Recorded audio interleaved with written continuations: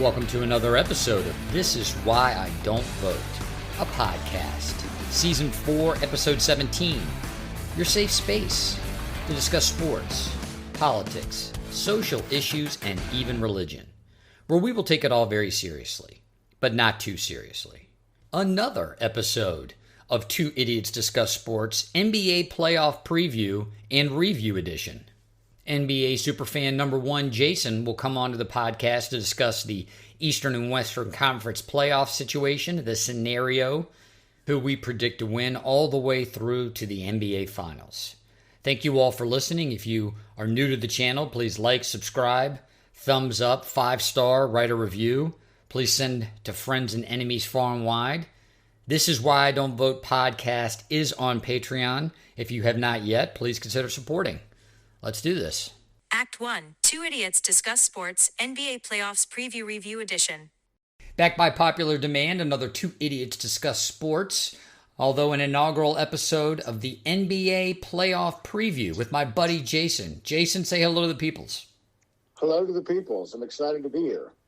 Well, we've got our brackets, and although this is being recorded on April 26th to be published on April 27th, the playoffs already underway, we are going to do a playoff preview, if you could call it that, maybe a little bit of a review, and then break down who we think is going to advance in the playoffs and our impressions of the NBA playoffs so far.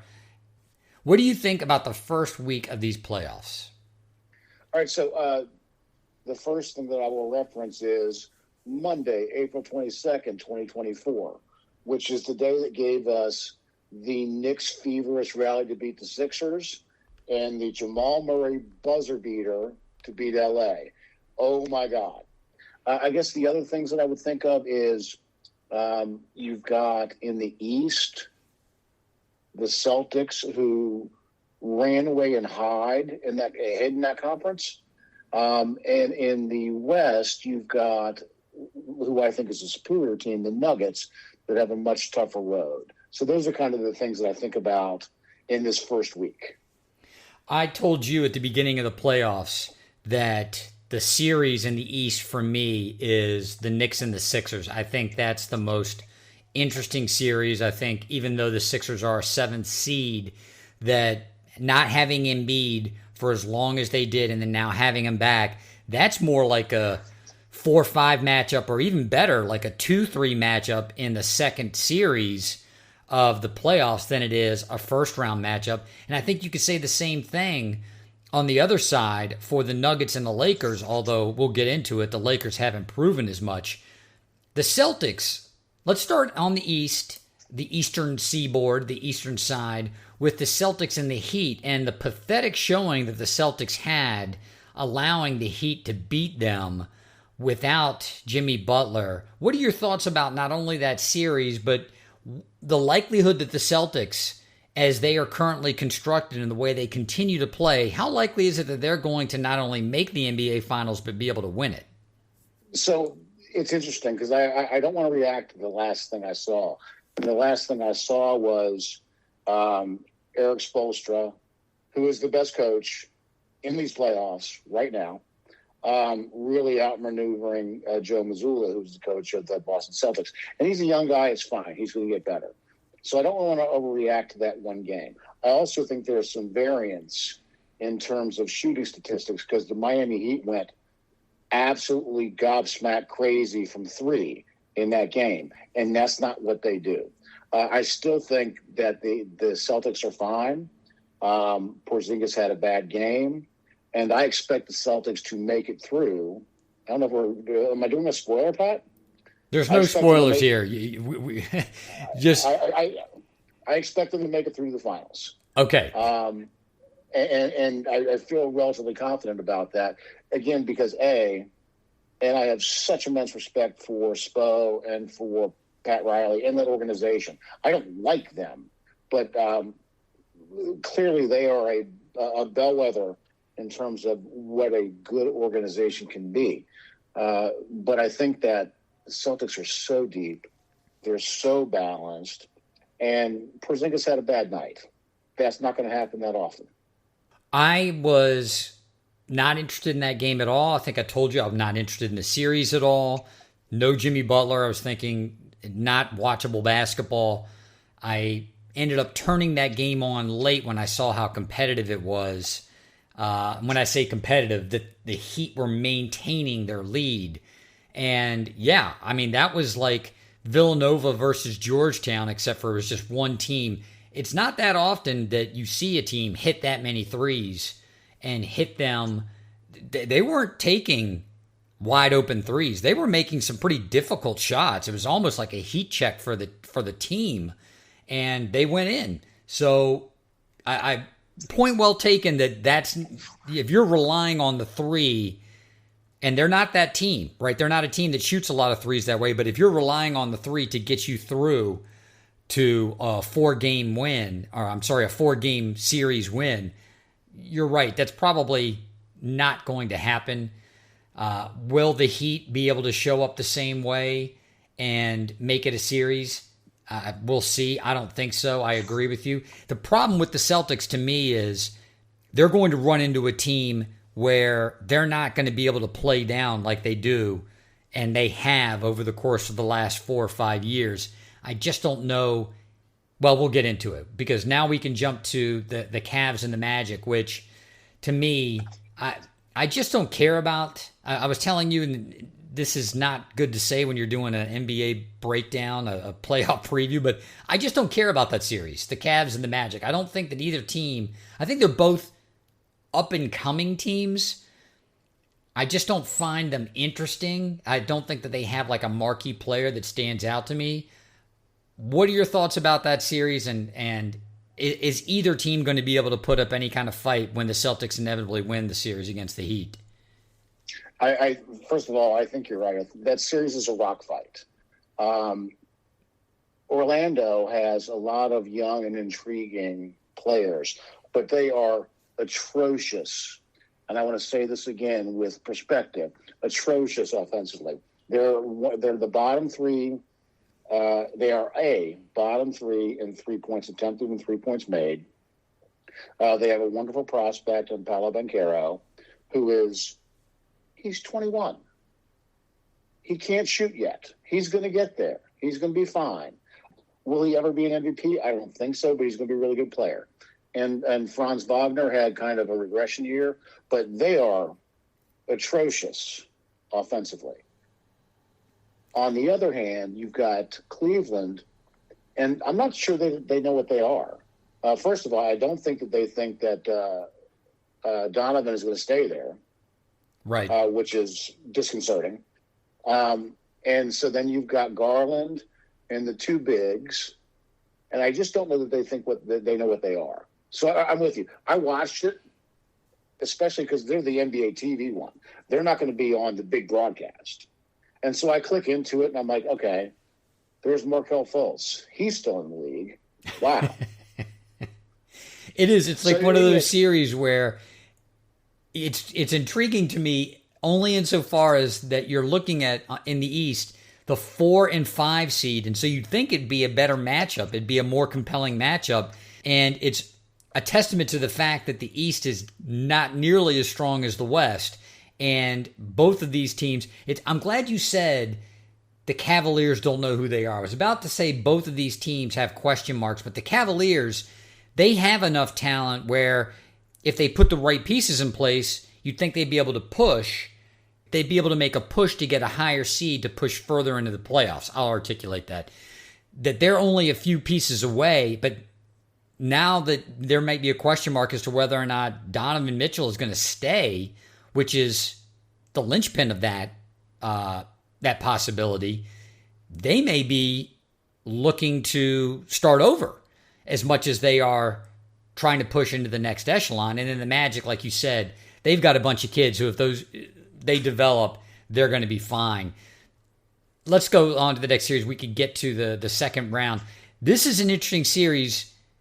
The Bucks and Pacers. And I said originally, I didn't like this series and I don't care about it. And it's because I don't like the way the Pacers play. And I'm going to go on a rant real quick. And I want you to critique this rant because you know more about the league and more about these individual teams than I do. Now, I think I could say this. Wait. Can't wait. Okay. I watch a few of these games outside of what I'll call my scope of influence. I'm in the Western Conference, being in Phoenix, so I'll watch much more of the Western Conference teams. I still have an affinity for the Nuggets because I lived in Denver for 10 years and they're good.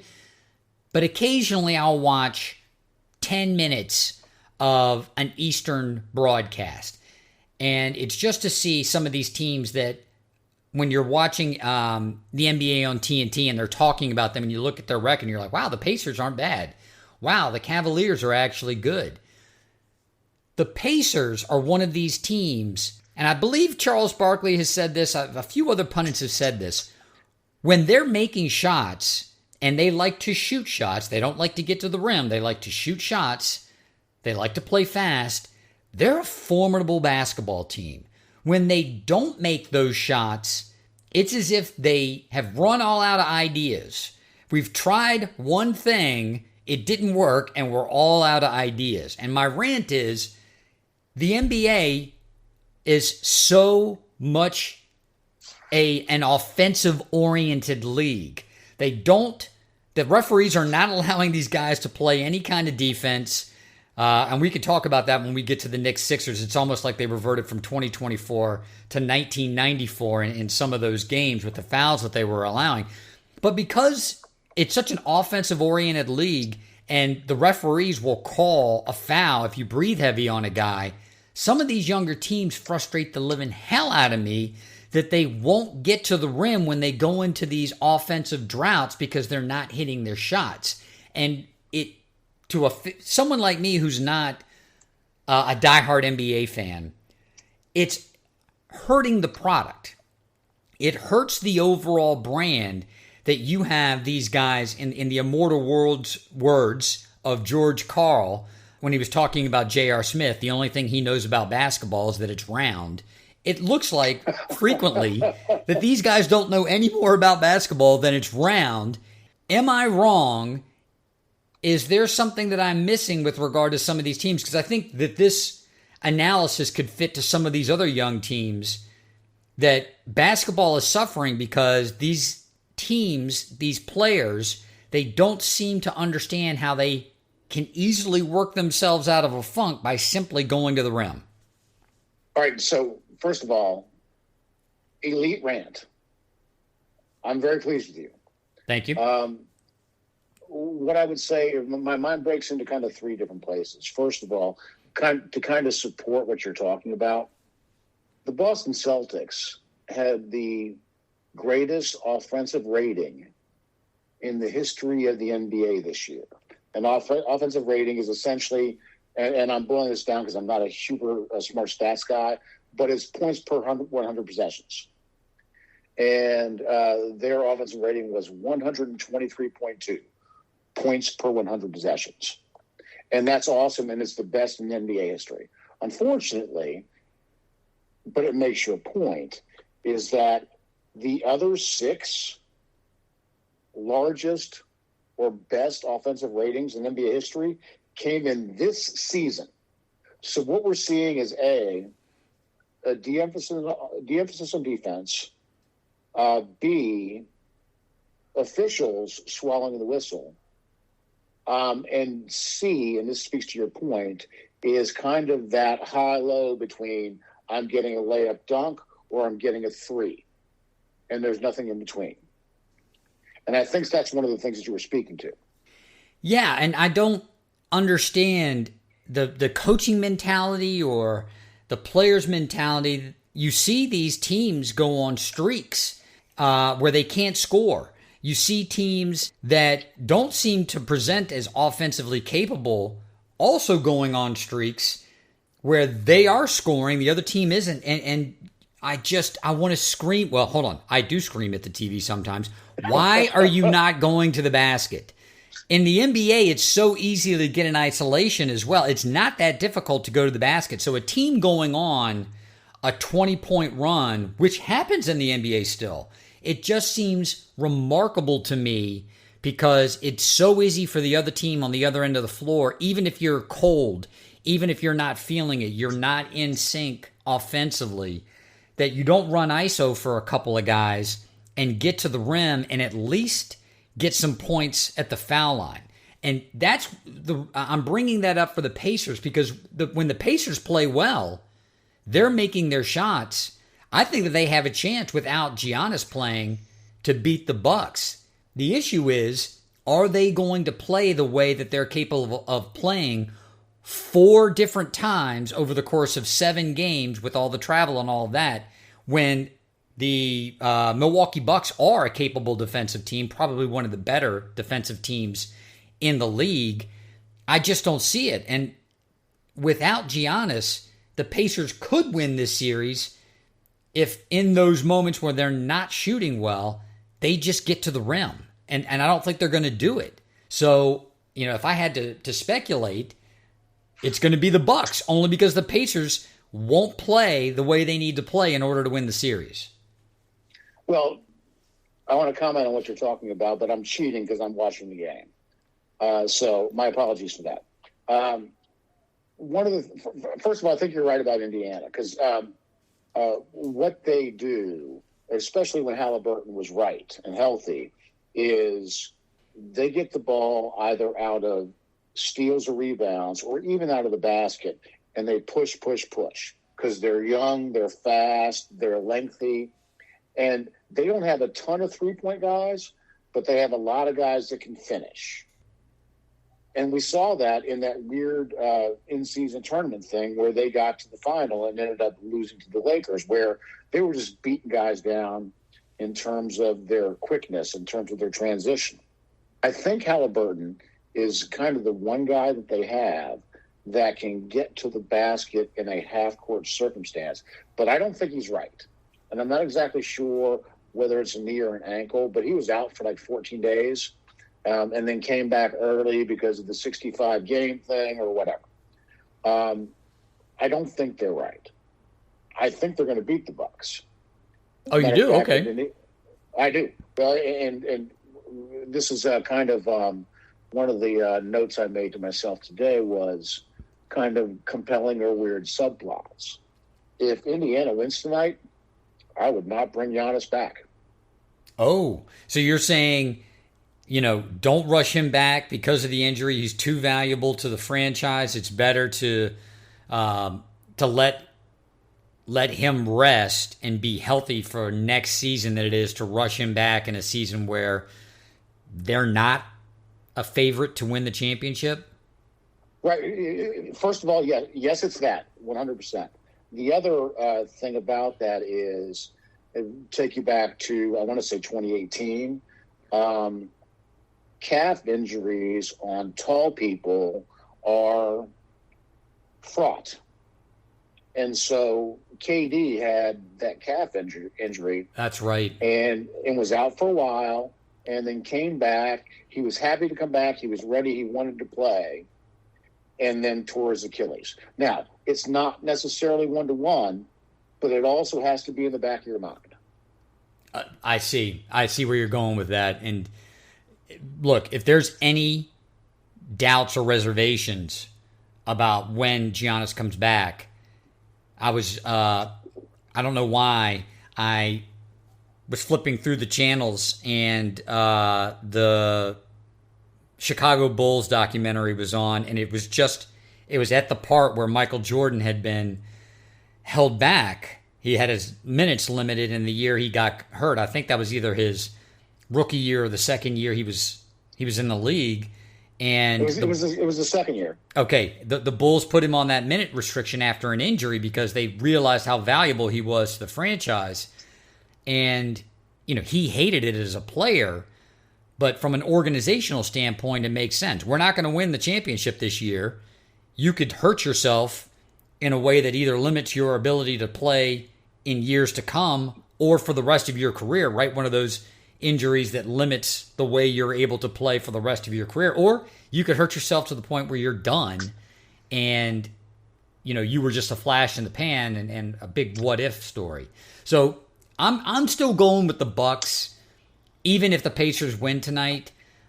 Let's get to the most compelling series in the East, which is the Knicks and the 76ers. And like I said, it looked like in Game 2 in particular, it was 1994 in the last 60 to 90 seconds of that game and not 2024. There was physicality. That's putting it mildly. It's the most compelling series in my mind, not only in the East but maybe in the league. And I also think it's going to go 7 games. Your thoughts, and then who do you think is going to come out on top? Oh, I just dropped my notes. I also think it's going to go 7 games. Or did I say 6? I think I said 7. What I think is it's been very physical. I don't trust Embiid's health, even though he's been otherworldly in the first 3 games. And I guess kind of as an intro, and you said 7 as well, I've got Knicks in 7. So you've got the Knicks in 7. I do too, and it's only because of something that happened that was demonstrated very well in the win, not the losses that the 76ers have suffered, but in the win, is you're not seeing a consistent contribution from what Shaq and Charles, Shaquille O'Neal and Charles Barkley on NBA on TNT. They like to call the others. Inside the NBA, the others, yeah. Yeah, inside the NBA, sorry. Yeah, that's right. I called it NBA on TNT. The others have to get in there and contribute if a team that has a superstar with an injury is going to make it, not only in this series, but to be competitive in the next series and maybe the next. I'm frustrated with one Tobias Harris, former Tennessee Vol, because he has a D'Angelo Russell aura around him in these first 3 games. He's either there and he's on, or he's completely invisible. So I don't know if it's that the ball needs to be moved around a bit more for him to get active, but he's a seasoned guy. He's a veteran. He should understand what he needs to do in order to get himself involved in the game if the ball is not coming his way. So I'm picking the Knicks only because I feel like the Knicks have more contribution from some of the players that were, I use the word ancillary players. The others has now become a term of art because, former NBA greats use it. So let's break down. We've got the Celtics versus, who cares? Cavs or Magic? I think we both picked the Celtics, right? Yes, we did. Okay. What about, though, let's say it's the Knicks and the Pacers or the Knicks and the Bucks. Do you go with the Knicks in those scenarios? So hold on. If what you're proposing is the Knicks come out of the Sixers series and they get the Bucks or the Pacers, yeah, that's Knicks. That's Knicks 99%. Okay. And then hold on, if I may. Okay. Giannis is not healthy. Chris Middleton is super old, and he might have gotten tweaked last night. And one of the things that some other teams have against Jalen Brunson is that you can hunt him defensively. And he's the same size as Damian Lillard and 10 years younger. So right. I think that works for the Knicks in terms of against the Bucks. And the Pacers are just too young. That's a great point, that the Pacers may be a better opponent for the Knicks from a youth standpoint. In other words, they can run up and down and they can make it competitive from an athletic standpoint. But the Bucks would be a better opponent from an experience standpoint, having experience in the playoffs, knowing how to play defense against a team like that. But either way, I think it's the Knicks and the Celtics playing for the NBA, the Eastern Conference Championship, and playing for the opportunity to go to the NBA Finals. And who do you see in that series? I think you've given it away that you think it's the Celtics. Why do you think the Celtics, though, in light of the fact that they seem to be able to play down every third game? Well, so it's interesting the way that our brackets have played out. The Knicks they have their own mantra, and I can't remember what it is, but I've been watching, forgive me, The Walking Dead, and there's a character, they did a whole episode about her, and the episode was called JSS, Just Survive Somehow. And I feel like that's the Knicks' energy. and they bring that all the time. But you know what? Tatum's the second best player in the East. Jaylen Brown is the fourth best player in the East. Kristaps Porzingis is the second best center in the East. I think talent overcomes at some point. Okay. I'm going to go with the Knicks, and it's only because I feel like this is one of those teams, those Knicks teams, that they have the right energy. They have the right mentality. They've got the fight in them. Hold on. This is awesome. You have the Knicks in the setup of our podcast going to the finals. Yes. Oh, this is awesome. I'm sorry to interrupt you. Continue. This is great. Well, I'm not an aficionado of the league like you are, but when I watch them play, this is a team, it strikes me that they have a winning mentality. They don't get too down on themselves when things go wrong. They believe that they can win in circumstances where the clock and the score would indicate otherwise. I just don't see that in the Celtics. The Celtics still have that thing to me where they just lose their focus for periods of time that for professionals as good as they are, it's a bad sign that can happen. You know, any team can lose their focus for a 5-minute stretch or between two TV timeouts, but the Celtics can just disappear for a half or a game, and I don't think that they have the kind of talent this year that's so head and shoulders above everybody else that they can do that and still make the finals. So you've got the Celtics. I've got the Knicks. Go ahead. I have three measures of response. Okay. I think this is a well thought out opinion, and I'm not mad at it, and I think it could absolutely happen because I think all of the things you just said were smart and made sense in terms of what the Knicks are and the shortcomings of the Celtics.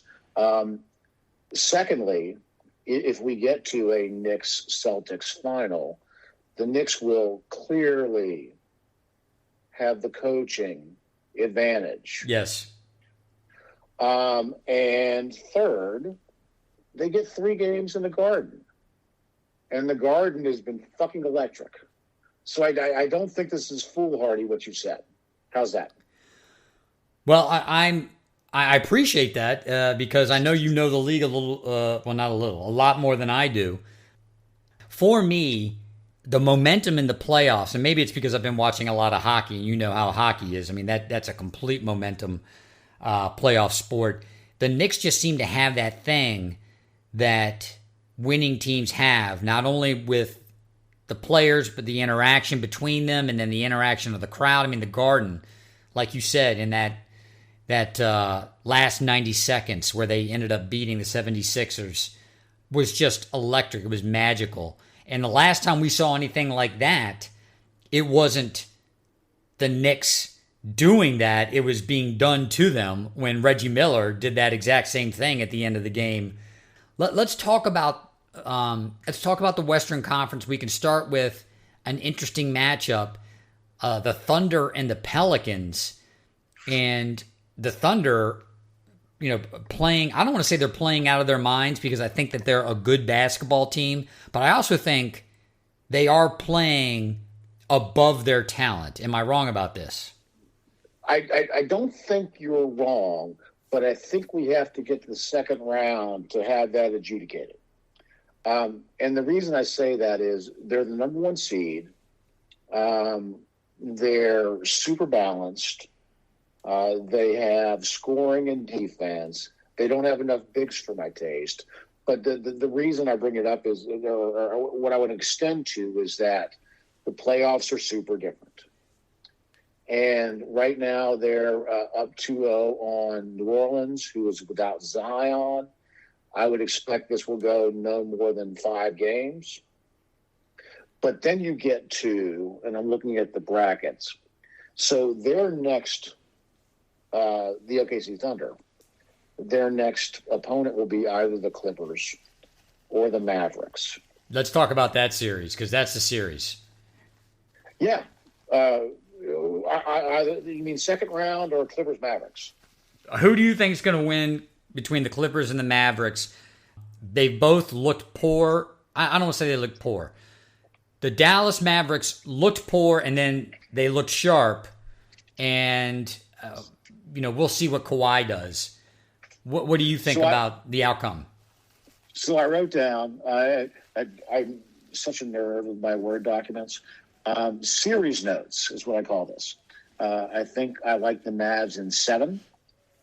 I don't trust Kawhi's health. Yep. Or Harden's intestinal fortitude. Yep. Luka and Kyrie both have clutch genes and clutch histories. And then as a weird thing, and then we can talk about this at the end, if the Clippers lose in round 1, what does Paul George do? Because he's still unrestricted. Yeah, I want to believe in the Clippers. They've had their runs throughout the course of the season, but Dallas has a history, not only Luka, but like you said, Kyrie, of just coming through in the clutch. It is going to be a 7-game series in my mind as well. I also have Dallas, although, wouldn't surprise me at all if the Clippers win, but that's going to be contingent on them staying healthy, the entire team staying healthy, because Harden is he's an old man. I mean, let's just be clear. He's old by NBA standards, and he needs to be healthy. He needs to be right, not only physically but mentally, in order to perform. So we'll see how that. He's also old. He's also old by strip club standards. Maybe that's just because of his beard. The girls Sorry, I didn't interrupt you. The girls just think he's old because of the beard. Yeah, so you've got the next series being the Timberwolves and the Suns, and I don't want to talk about this series that much because, frankly, I think the Suns are done. This is all I'm going to say. I don't know if the coach that they hired, Frank Vogel, is a bad coach. I believe he's a bad coach for this team. I'm going to say it. Kevin Durant is a generational talent. He's a once-in-a-generation type talent, and he is not a leader. Those two things can actually coexist. That you are a generational talent and you are not a leader. I believe that Kevin Durant is James Harden absent going on a super team. And James Harden tried to go on to a super team. It was unfortunate that super team included Kevin Durant because he's not a leader. And the last thing that I want to say is that the Timberwolves may be much, much better than I gave them credit for coming into this series. They have some players that I wasn't familiar with, and the Timberwolves, for a while there were threatening to be the number 2 or the number 1 seed. It's not just that the Suns aren't that good or that they're inconsistent, which I think both things are true. The Timberwolves might be really good. Your thoughts on all of that? All right, first of all, I applaud you for saying that you didn't want to talk about the Suns and then doing a brilliant 2 minutes. That was excellent. Well done by you. I couldn't help it. They are a spur under my side. So it's funny, the last bit of your piece, because I'm looking at my Timberwolves notes. So they're the 3rd seed at 56 and 26. But the only reason they're not the 1st seed is that Phoenix destroyed them on the last game of the season. And I am here to tell you the Suns are not done. Really? The Suns are not done. So Minnesota got some brilliant performances out of Jaden McDaniels, not the Redskins quarterback, the other one. Maybe it's Jaden Daniels, not Nick Daniels. So I apologize to the Commanders quarterback. Role players, specifically young ones, generally perform better at home than they do away. That's very true. Very true. And as good as I think Anthony Edwards is, he was great in the first game. He was just okay in the second game. I have a lot of the same trepidation that you do about not only KD, but Booker, and I've always had trepidation about Beal because I lived with it for 11 years. But they're going home. They have superior offensive firepower, and I think they can get both games. I think I think this could go back to Minnesota 2-2. I wouldn't bet on it. And I don't think, did I say 7? I did. I said Minnesota in 7. So because I don't think this is over. Because I'm a homer, when I looked at this series, I thought the Suns could win in 6. And part of that was based on the way the Suns played against Minnesota that last game of the season. The Suns, they beat them 3 weeks earlier too, at Minnesota. Right. And even though I may have known that wasn't on my radar when I was thinking about how this series was going to play out. I was so disappointed in the way they played in Minnesota. Maybe that is coloring the way that I'm seeing this series. But what it reminded me of was the stretches that the Suns had throughout the course of this season where they looked like a team that may not even make the playoffs. When I say make the playoffs, they were under threat of not even making the play-in game. And they flirted with that throughout the course of the season. So I think that there's a lot of things that are going on in that locker room as well. I don't think that just getting rid of, what's his name, the center from last year, I don't think that cleaned everything up. I don't think getting rid of Monty Williams cleaned everything up. I think there's still a lot of negative energy in that locker room, and I think it translates on the court. So we'll see whether or not the Phoenix Suns can come back and capture the next 2 games. The fact of the matter is, just like we're going to talk about now the Nuggets and the Lakers, this is the Suns' final. They can't lose this game at home tonight, so this is the game. If they're going to make a series out of it, they have to win tonight, which the Lakers had to do last night, and they did not do. And not only did they not do it, I don't know if you watched a lot of that game, Jason, because I know that, you being on the East Coast and there being the time difference, you may not have been able to see it. I watched all the way up probably 2 minutes left in the game, and the Lakers just showed me, I don't need to see this finished out. They're not going to make a run. They don't have any heart left. This team is done. This team is not only done in these playoffs, I believe this team is going to be deconstructed, not added on to, but deconstructed considerably over the course of the offseason based on their performance here in these playoffs. Tell me I'm wrong. I'm not going to tell you you're wrong because I think you're right about what happened last night. First of all, it's been a long week for me because I've been staying up for the late night games. And you and I just talked a couple of days ago about doing this pod. So I was just doing that out of sheer personal lunacy. And I'm going to have to shut that shit down because 1 o'clock does not work for me on a weeknight. No, doesn't work for a lot of people. No. Hey, like 5:45 comes up and I'm like, what is this? Anyway, so I want to talk about the game just for a little bit. Very briefly, just bullet points. The Lakers come out gangbusting. They're up 8-0, and they end up the first quarter up 10. Yep. But they just couldn't sustain it. Jokic was Jokic, 24, 15, and 9. And then you get one of those, and he's always good, but just get this occasional huge Aaron Gordon game. He's good, 29 dude. points, 15 rebounds, and 3 assists. What I want to speak to, though, is what do the Lakers do? And I think that's one of the things you were hitting on in your piece, is that what happens? So LeBron has a player option. He can be unrestricted this summer.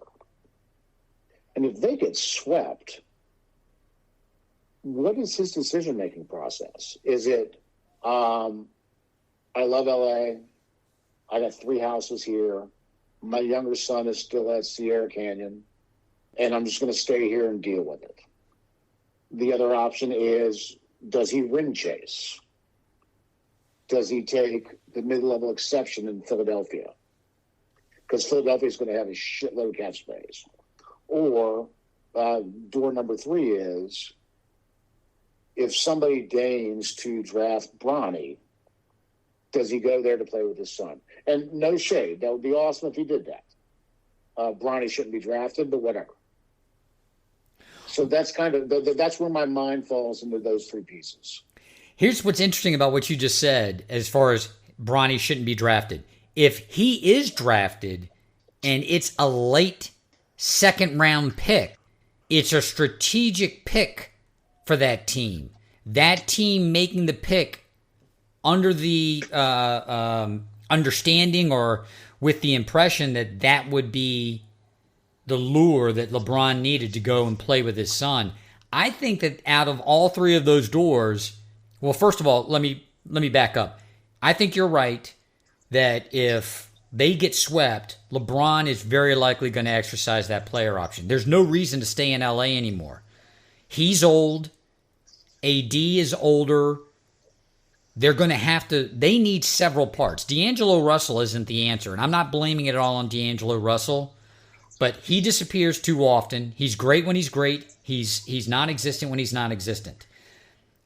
I don't think that LeBron believes that they're one or two players away from a championship contender, particularly in this loaded West. So I think he's going to want to move on. He's either going to ring chase or he's going to want to play with his son. So if I'm a GM and I think there's an opportunity, I'm going to draft LeBron's son. I'm going to use a late round pick. So I'm not compromising my entire draft on a wing and a prayer that LeBron James is going to come play for my team. But why not throw that pick out and just see if that could work? And maybe, of course, you make those overtures through back channels beforehand. But yeah, he either ring chases, and Philadelphia would be a great spot for him to land for that, or he goes to play with his son. But I think it's a done deal. The Nuggets are not going to let up.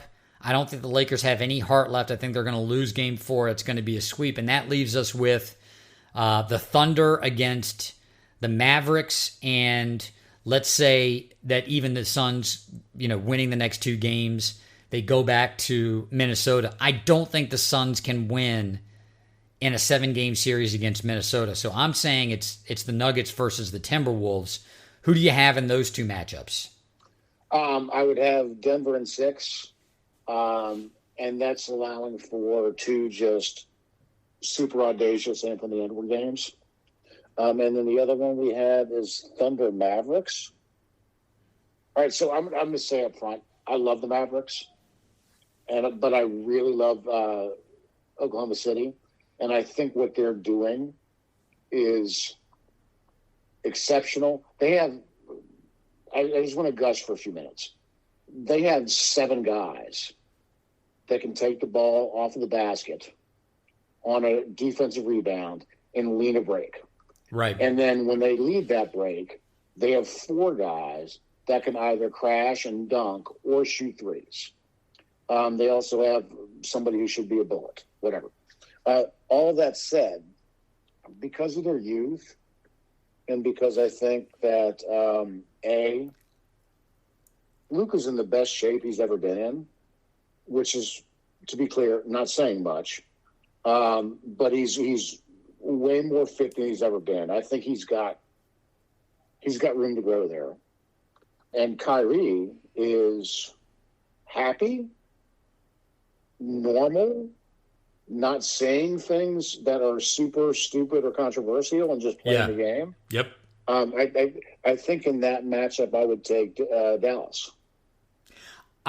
So I don't disagree with any of that. I think the Thunder as a number 1 seed, and I'm not saying this in a derogatory way, but they're the most vulnerable number 1 seed I can remember in the NBA in a long time, and it's because they're so young and they're in a conference where the game changes considerably when you get to the playoffs. And I think you're right. They're the second youngest team in the NBA. Their average age is 23.8 years. So they've got a lot to learn about winning in the playoffs, particularly, and I was hearing Charles Barkley say it again on Inside the NBA, because in the playoffs you play a lot of half-court basketball. You don't get to run as frequently in the playoffs because you have to play defense. And the fact of the matter is there's too many games in both the NHL and the NBA, given the way that they put together the schedule, and you get to run up and down the court in the NBA, and you get to run up and down the ice in the NHL, but in the playoffs, that doesn't fly. Things get a lot more static, and they get a lot more, they get a lot tougher for these players. So I would go with the winner of the Clippers and the Mavericks over either one of those teams over the Thunder, particularly if Kawhi is healthy. And that leaves us with the Nuggets versus the Timberwolves. I take the Nuggets, and then that leaves us with, let's go with your matchup, the Nuggets versus the Mavericks in the Western Conference Finals. Can anybody, the larger question is this, can anybody beat the Nuggets? One of my favorite movies from 2 years ago, the word is Nope. Yeah. You like that movie, huh? You know what I did? It's not to get 30 seconds off track, but it was visually brilliant. It had these weird asides, and Daniel Kaluuya and Kiki, I can't remember Kiki's last name. They were just so good. And I really don't want to know what happened, but I just enjoyed watching it. Anyway, okay. So no.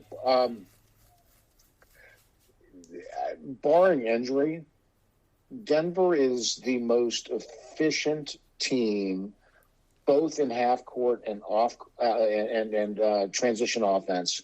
They get the shots that they want, and it's A, because of Joker, and B, because everybody around him is specifically picked and placed for what he does. They get the shots they want when you're under 4 minutes.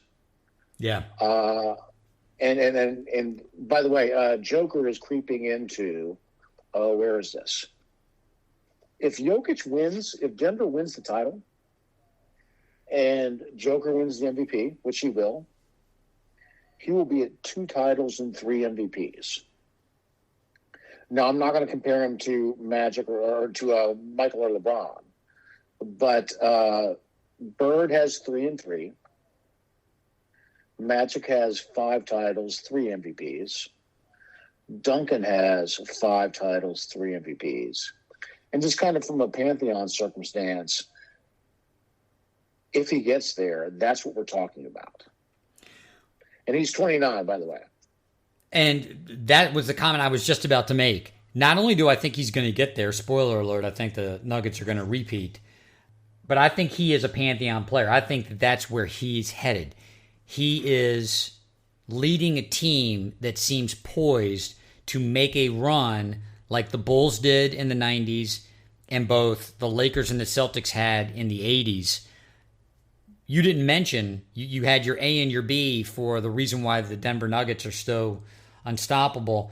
The C for me is Jamal Murray. He's much better. His injury, when Denver was poised to make a run in the playoffs and they were playing the Suns, they end up losing to the Suns. The Suns end up going to the NBA Finals, losing to the Milwaukee Bucks. That injury changed, I believe, Murray's perception in the league as an elite player. And I don't think that he's lived up to it in the playoffs, but he is an elite player. He's just overshadowed by the fact that he's playing with a generational player at center or power forward, and he doesn't need to lead the team the way he would otherwise lead it if there wasn't a guy who could not only post up and score, he's got a mid-range and can score, he can shoot threes and score, and he can pass just as well as Murray can pass. If he didn't have that guy on his team, he would be a marquee, a number one type of player in the league. So having that person on your team, along with some of these other ancillary players, like you said, Gordon, who I don't know that you can call him another anymore. He shows up and routinely is getting in the teens or the low 20s, and he'll have those games where he gets into the high 20s and then throws in 12 rebounds, 5 assists, and 3 blocks.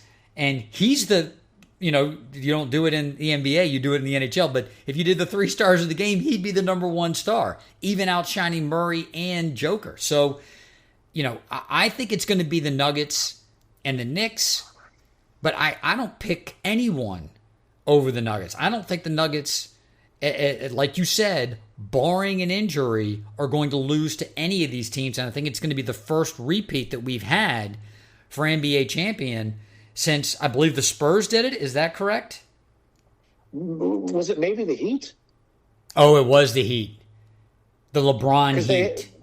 It was the year after they folded in 2011 against the Mavericks. And maybe they got 12 and 13. I think that's right. Regardless, I think this is going to be the first back-to-back champion that we've had in over a decade. And I don't see that, barring injury, anybody can stop them. And you seem to be on the same page with that. No, I'm with you. So I know you need to wrap up. Are you in contact with your Denver people? Are they psyched, or are they just super hockey people? No, everybody in Denver is super psyched. Even if you were not a Nuggets fan as much as you are an Avs fan, the way they came back against the Lakers in Game 2, it sucks people in. And that, just to see it on TV. Yeah, they were down by 20. They come back to win. The arena was electric. Everybody, you can't go through an experience like that in a city and not be drawn in if you're a sports fan at all. So everybody's on board. And, of course, the Avs are also really, really good. So Denver is threatening one of those rare things that you see in sports where you're going to win, or you're going to threaten to win, 2 championships in the same year at the same time. Very rarely do you see the NBA and the NHL champion come from the same city, but Colorado won the NHL championship 2 years ago. They win the NBA championship last year, so they're poised to do it. What would they call that in European football? Like, they have the treble. Is there a word for a double? Double, I guess. Double in whatever language it is in that country. That's awesome. Double, sir. Double is right. Well, look, man, I appreciate you coming on the podcast again. Love to do it. Maybe we'll do a finals breakdown if you can spare the time, and get your ass to bed before midnight. Be well, sir. Act 2, Epilogue. I endeavor to be more well-rounded in my sports coverage. That's the first Two Idiots Discuss Sports NBA basketball episode. Not to be the last, though I do prefer college basketball, and will likely have more episodes with open discussion, people coming on the podcast to discuss college basketball, college sports, and the like. You can expect to have more regularly scheduled programming in the next week or so, at least until we reach the finals of both the National Hockey League and the National Basketball Association. This is Why Don't Vote, a podcast.